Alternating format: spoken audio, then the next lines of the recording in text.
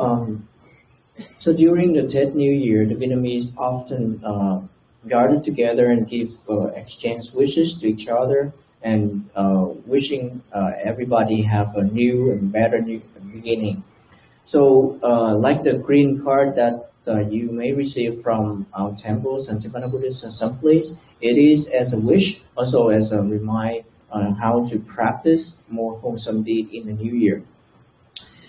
Because it is the only way, wholesome deed is the only way to make the spring of our life to be well off.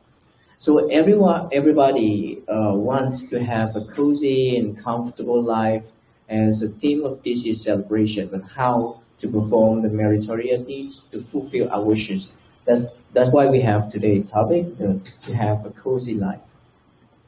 So we attract from the Vimanavatu, the story of mention in Khuddaka Nikaya. One time, Venerable Moggallana came to Tavatimsa heaven. So a deva called Gopala, on his way to go out from his mansion, saw the monk, Venerable Moggallana, and because he saw the monk, so that he go down and pay homage to Venerable Moggallana, then stood talking with him with two hands joined together. In the Vimanavatu, the story of mention described that he had a celestial golden chariot decorated with lots of glorious gems, and while moving, the chariot and 1,000 horses made a beautiful sound, just like playing a celestial song. And lots of celestial maiden wore various kind of clothes, beautiful garland, and sparkling jewelry sang and danced around him. So Venerable Moggallana asked what kind of meritorious deed that he had done, then he gains so much thing luxury like that, wonderful thing like that, surpassing all the deva. So Deva Gopala replied to Venerable Moggallana that during the time of Kassapa Buddha, he had a devoted mind since the first met, and he was the Brahmin Gopala at that time, a teacher of a princess. So when he first met Kassapa Buddha, the ancient Buddha before our Buddha, so he had devoted mind, and he invited the Buddha and the Sangha order to his house to do the offering. And that kind of offering, it's a special one. It's called Asadisa mean incomparable offering. What is called an incomparable offering? It is a special one, and he gave it without any attachment to his property, and he prepared the food, the drink, the robe with all his heart. So in the book also mentioned that he decorated his house full of flowers to offer to the Buddha, abundant of food, drink, and quality robes to offer. That's why he conclude his talk to Venerable Moggallana that, "Sir, those who wish for longevity, beauty, happiness, and strength should be the ones giving plenty of food and drink well prepared to the person whose mind is free from clinging." So in the Anguttara Nikaya, the collection of numerical discourses, the Buddha talked about 6 points that make your offering become give a lot of merit, good results. So 3 is from the donor and 3 from the recipient.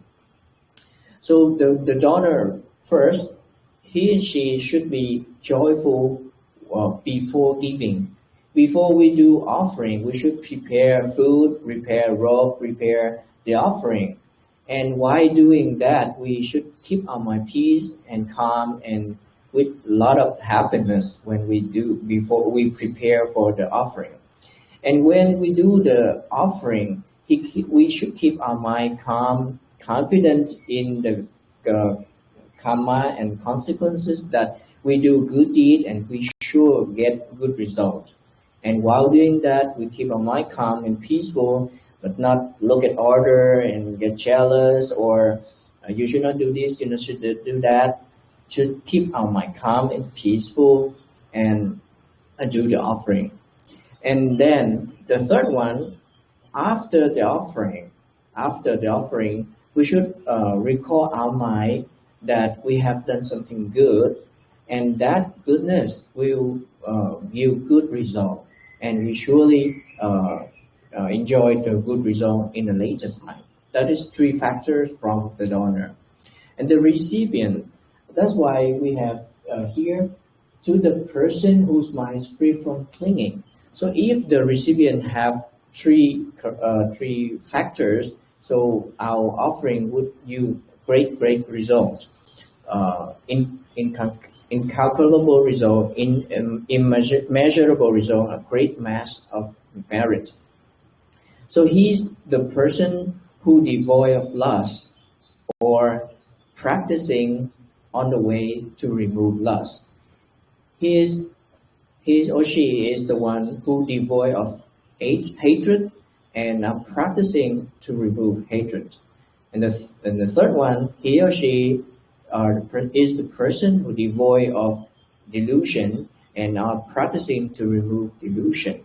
So if the offering, we have three factor from the donor and three factor from the recipient, so that offering will give great result, incalculable result, immeasurable result. So during that time, when Brahmin Gopala offering to the Kassapa Buddha and the Sangha order, his mind is not ready. So when he listened to the teaching of Kassapa Buddha, he cannot attain any noblehood. But after talking to Venerable Moggallana, he recollect what he did before, how peaceful, how happy he is during that time. And he rejoiced with his meritorious deed that he had done long time ago before. And that makes his mind calm and peaceful and ready to listen to higher Dhamma. That's why Venerable Moggallana taught him about the Four Noble Truths. And then he are ready to attend the Sottapatti, the stream entry, the first level of the noblehood. Then Venerable Moggallana come back and report the story to the Buddha, and the Buddha, based on that, give them a talk. That's why we have the story to tell you nowadays.